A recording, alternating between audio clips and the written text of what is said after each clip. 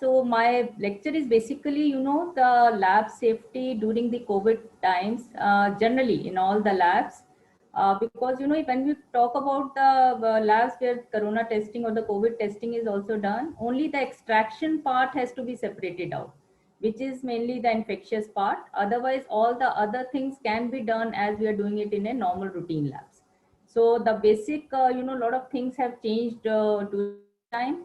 All of us are following the lab safety practices in our labs. All of us are working in our biosafety level 2 labs.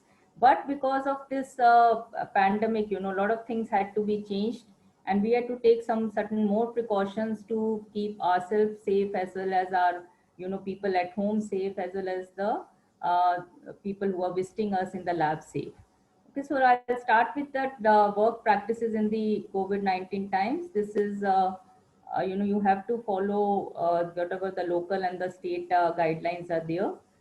And just to recap, Dr. Prashant has covered most of the things, like it's a novel coronavirus, started from Wuhan and has spread to more than 200 countries and has been declared a pandemic by WHO. It's a highly infectious disease, and fatality rate is also quite high, if you compare it to the normal coronavirus infections, which we get as the normal cough and cold. The most of the severity, most of the time it's a mild with 80% of the patients.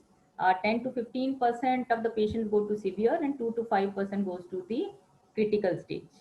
And if you see the mortality compared to MERS, which was around 34%, SARS it was around 10%, but COVID-19 it's around 2 to 4%, which is much less, but the transmission is very high, compared to SARS and MERS. And some of the initiatives which were taken by our government, to start off with they did a complete lockdown, and all of us know it was one of the most strictest lockdown in all over the world, where they asked about staying at home to avoid contact. Hand hygiene was propagated by hand washing, using of hand sanitizer, to avoid the handshaking, using elbow during the cough and sneeze, to avoid touching the face, wear mask also outside whenever you are going and wherever you're not able to maintain the social distance. So coming to the planning, what and how to be planned, because the facility and the safety is everyone's responsibility. So first of all, very important for the reception areas, lab door, open and shut. We can put some guard, or you can have the doors where it can be opened just by pushing without touching knobs and all.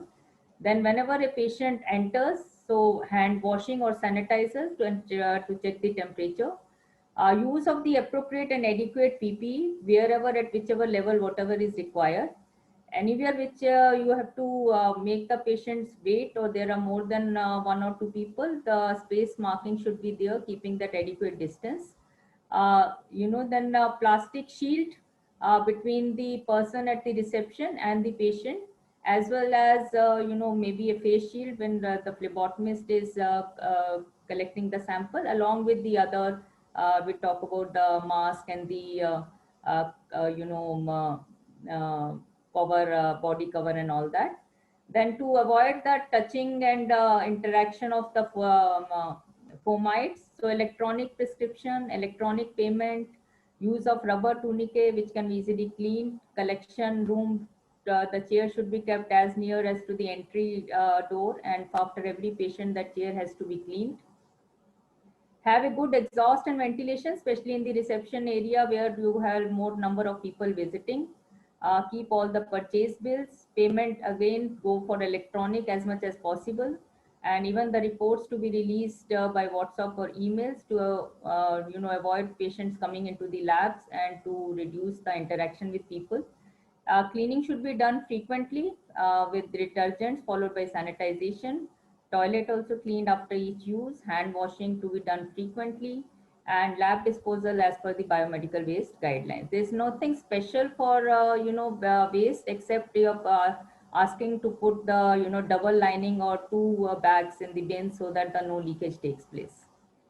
Some of the customer focus, as we are scared, the customer or the patient itself is scared to visit the labs, but you can assure them and give them some pointers, like patient should always be a visit with the mask only, to keep the mobile off, to reduce the amount of time being spent in the lab, because it's been known it's the time as well as the viral load, because the virus, when it spreads via talking or sneezing or coughing, so it's the time, and when you're talking, the amount of time you are staying in the vicinity of the person who's infected. So if you reduce the stay in the lab, the time stay, that reduces your chances of getting the infection also. Name and phone of the patients all to keep tracking whenever you have to report something. Sanitize hands before entering the lab, and collection of all the samples, like urine and all, to be taken out. So again, to reduce this time in the lab. Prescription, patient is already to either send it via WhatsApp or email and all, and to identify what are the apprehensions the customer is facing, and to manage and reassure them. Coming to the journal guidance, journal workflow. So where this is coming to the main lab, how we have to plan or make some changes to our main lab, keeping in mind the COVID-19 pandemic. So all the labs should perform, site and activity specific risk assessment. See, every lab has a different space, different number of people working, and the type of activities they are doing.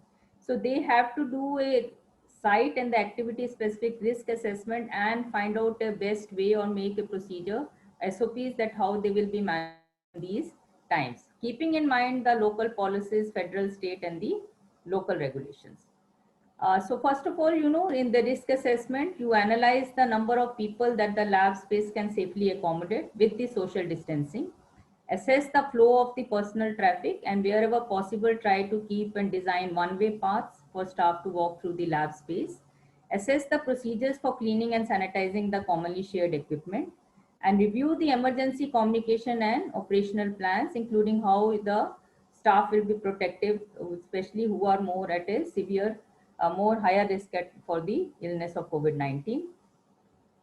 Then every institute must have a safety plan to protect the employees, because the employees are also very apprehensive, who are coming and joining their work in the labs, since they think they're working with the infectious samples and the patients they are dealing every day. So you must have the steps to help prevent the spread of COVID-19. If an employee is sick, he has been proved as COVID-19 negative, or the criteria to discontinue home isolation are met. You all must provide employee with the accurate information about how the COVID-19 is spread, and what is the risk of exposure and how to prevent it.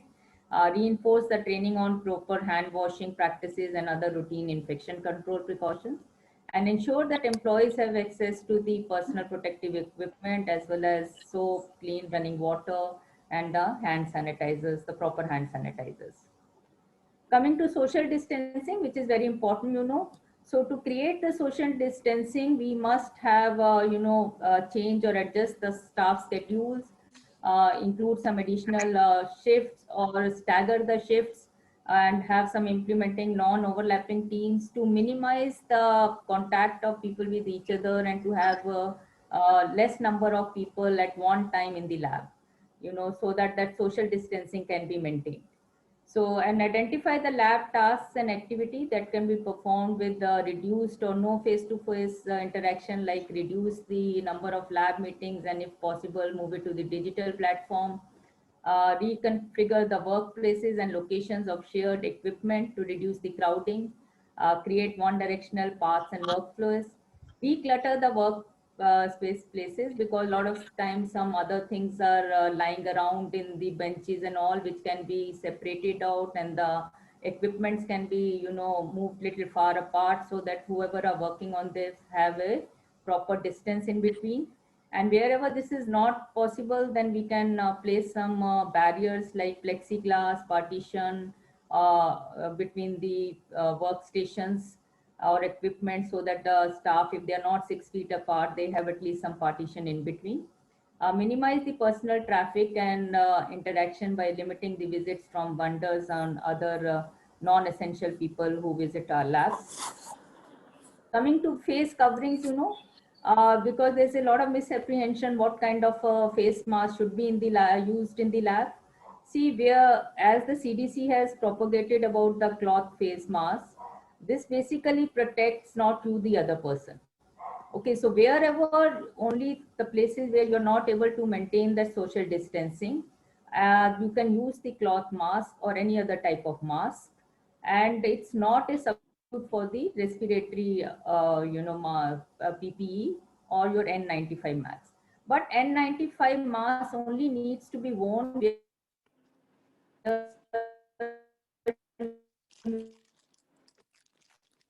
you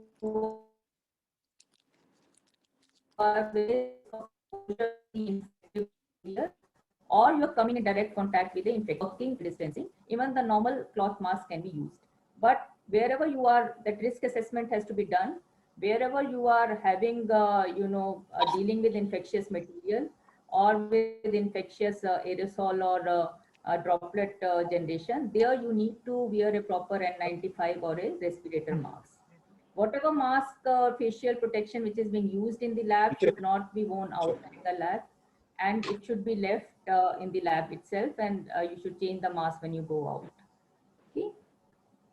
Some of the important points of this mask, everybody knows that must wash hands before putting the face covering. Whenever you're taking it off, it should be taken off very carefully without touching the front of the mask. Untie the strings from behind the head or stretch the ear loops, and fold outside corners, and not to be careful not to touch your eyes, ears, eyes, nose or mouth when you're removing the face covering, and wash hands immediately after removing. And depending on the facility's design, wherever required, other additional physical barriers such as the face shield, plexiglass partition or plastic barriers have to be put. Coming to the personal hygiene and disinfection, as most workers are returning to the lab, extra measures need to be taken for a clean and appropriate environment. That is in addition to what we were already doing in our labs. So re-evaluate the current protocols for cleaning, use of PPE and the hand washing, and high touch locations and equipment with high frequency of handling and contact should be disinfected more frequently, and where there's more, that should be done around 2 hourly, or where there's less frequency and less handling, it can be done 4 hourly or 6 hourly. So for hand washing, we should put visual reminders at throughout our labs and common areas, restrooms, just because these visual reminders do help. We feel that everybody knows, there has been enough information out, everybody has been made aware, but most of the people are reaching that fatigue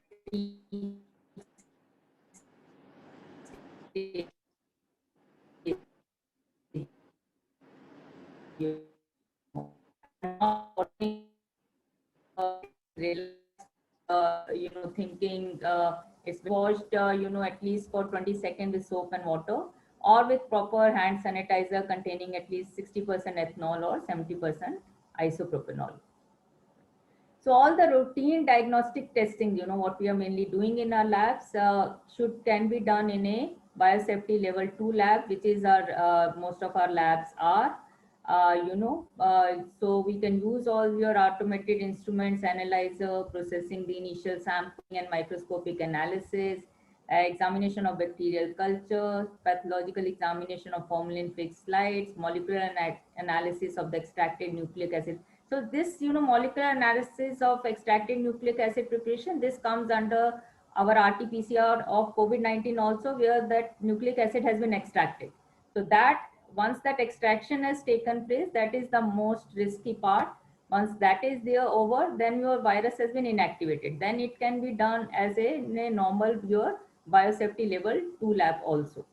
Final packaging of specimens for transport to diagnostic labs using inactivated specimens, and performing electron microscopic studies. All these can be done in our biosafety level 2 labs only, also there, which are there, what we have in most of our labs. And so the important thing is for the procedures where there's a likelihood of droplets or aerosols. Here we have to do extra precautions, So whichever procedures which are leading to, or there's a likelihood of generating, aerosols or droplets, all this should be done under a certified class 2 biosafety cabinets. So all those procedures which are generating aerosols, these have to be moved into your biosafety cabinets. Earlier, that was not a problem because it was not a respiratory the infection, the specimen we had, we were not suspecting of it to contain anything respiratory infection, which could be spread by respiratory route. So that was not a problem. But now with this virus being there, so wherever there's a the chance of any generation of aerosol or droplets, all these activities should be moved to our biological safety cabinet too. And you can have some make sure you have some additional barriers between the specimen and the personal, like personal protective equipment like surgical mask, face shields, splash shield, or you have centrifuge safety cups or sealed centrifuge rotors to reduce the risk of the exposure to lab personnel. So source of infection, all of us have been read or heard enough about the coronavirus now, that it has an incubation period of between 2 to 10 days, and it's facilitated, spread is facilitated by droplets, contaminated hands, surface. And but we must keep in mind that there are certain lot of studies are still going on. We still do not know what are the other means of spread. So must keep in that, must treat all the samples as potentially harmful, highly infectious till it has been proven otherwise. That's why all the extra precautions have to be added.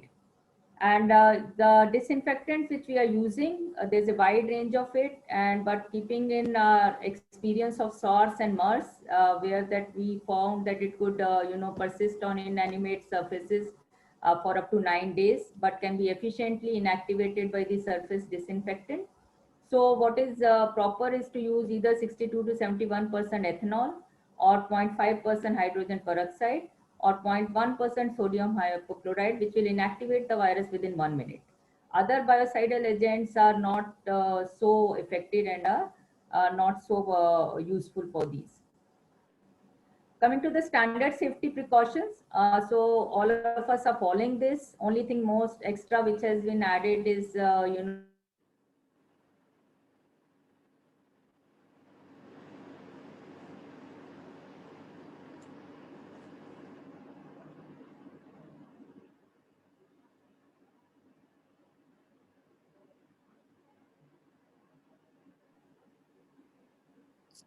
Ma'am, it is not audible.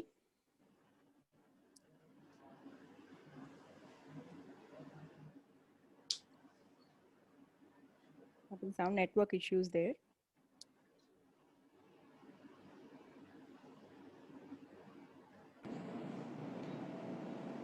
Mr. Saurabh, please check.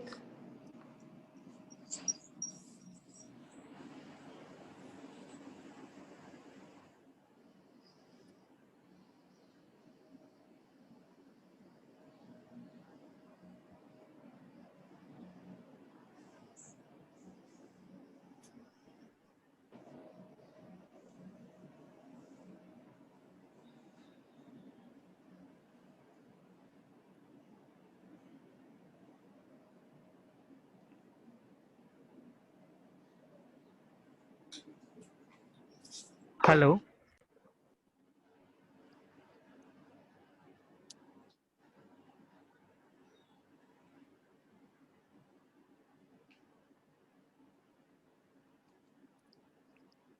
Saurabh, could you find?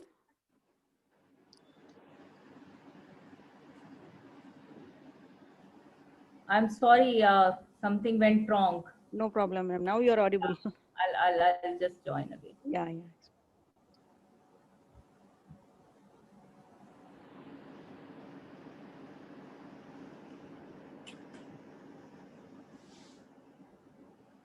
Okay, the slides are visible? Yes, ma'am, it's visible. Yeah, it's visible, ma'am. Okay, thank you. Sorry for the something went wrong. Okay, coming to the hematology and blood transfusion labs, so it's still unknown. Thus, for routine analysis of suspected COVID-19 samples, also as well as to provide a blood free, free of the coronavirus pathogen. So, because the studies in SARS, it has shown, that viral RNA can be detected in plasma and serum of patient at different types of the times of the infection. And though we are not sure, it was not a detection of an infectious virus, But since we are still not sure of how much is the infectious and what time or of the virus is there. So all the asymptomatic infection being present, so many. So for there's still a theoretical risk of transmission through the blood transfusion also. So till we have a more data and more studies and research on this, we must keep this in mind, that there's still a possibility of transmission through the blood also. chronic vomiting, Zoom meeting. So coming to clinical chemistry lab, again as a general rule, all specimen received in the chemical pathology lab must be treated as potentially high risk specimen, and lab workers must follow the good lab practices from the point of reception, processing, analysis, storage, and disposal. And some measures taken at DLP in the resource limited setting can be use of proper PPEs like lab coats, hand gloves, face masks, face shields, and shoe boots, and the appropriate bin liners for proper disposal of the highly infectious material, infectious and the non-infectious material. Coming to the medical microbiology lab, so all the respiratory specimens, which include the oropharyngeal swabs, nasopharyngeal wash, sputum, tracheal aspirate, bronchoalveolar lavage, pleural fluid, all this must be accorded as high risk and only managed within the biosafety level 2 safety cabinets. And it is safe for lab personnel to take the appropriate precautions handling specimens like urine and other body fluids also, because there's still not clarity how much infectious particles are there in these body fluids or not. So, and whichever procedure which generate the aerosols such as centrifugation, grinding, blending, vigorous shaking, mixing, sonic disruption, opening of containers of infectious material, all these should be done under the biosafety level, level 2 cabinets. Similarly, for the cytology lab also, again, special precautions should be taken for handling specimens and the preparation of which involves steps that can lead to aerosol formation. So preparatory steps that may generate aerosols or droplets include the expelling of aspirate from the needle or syringe, smearing the aspirated material, potentially air drying or heat drying the smears, especially when doing the rapid on-site evaluation. And so all this work again should be moved to your class 2 level biosafety cabinets. Even agitating the smears by hand or using handheld fans for drying them. So for these reasons, you should do only this rapid on-site evaluation wherever it's a must or necessary. And wherever it's performed, it should be done with appropriate PPE, including the gloves, lab coat, gowns, goggles, or face shields for eye protection and respiratory protection using N95 or higher respiratory mask. Even the FNACs, again, should be done on case-to-case basis, weighing the risk and benefits, and all the cytopreparatory steps are performed which can lead to aerosol and droplet formation, like opening of container, removing tube caps, blending, vigorous shaping, aliquoting, diluting, or centrifugation. This again should be moved to your class 2 biosafety cabinets. And the proper use of PPE, including gloves, gown, and face shields, are recommended for these procedures. For histopathology, a virus is inactivated by formalin and gamma irradiation. Therefore, according to CDC guidelines, cytology lab activities such as this pathological examination and processing of formalin fixed inactivated tissues can be done in a routine biosafety level 2. Whenever you are seeing the fixed slides, once the cytology specimens are fixed, then virus has been inactivated. But additional precautions like use of gloves should be taken because your slide has been handled by so many people while the preparation has been done. Or either you can dip them in 95% alcohol for a couple of minutes to inactivate what is on the surface. But sometimes it leads to erasing the marks on the slide. So it's better to use the gloves while you are handling the slides to examine them under the microscope.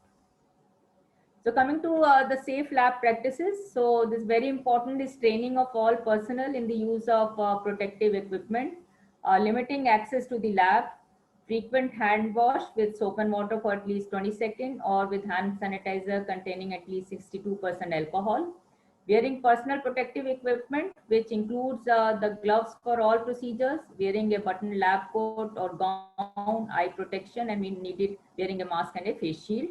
To avoid touching mucosal membrane of eye, nose, and mouth. And where because the virus can remain viable on the surfaces, we know for more 72 hours or more. To recommend it to decontaminate all the workspaces multiple times per day using the in-house prepared disinfectant or approved disinfectant solution. And in addition to benches, include decontamination of the computers, keyboards, phones, and frequently touched areas. The chemical substances which should be used, we have already covered: ethanol, 0.5% hydrogen peroxide, or sodium hypochlorite.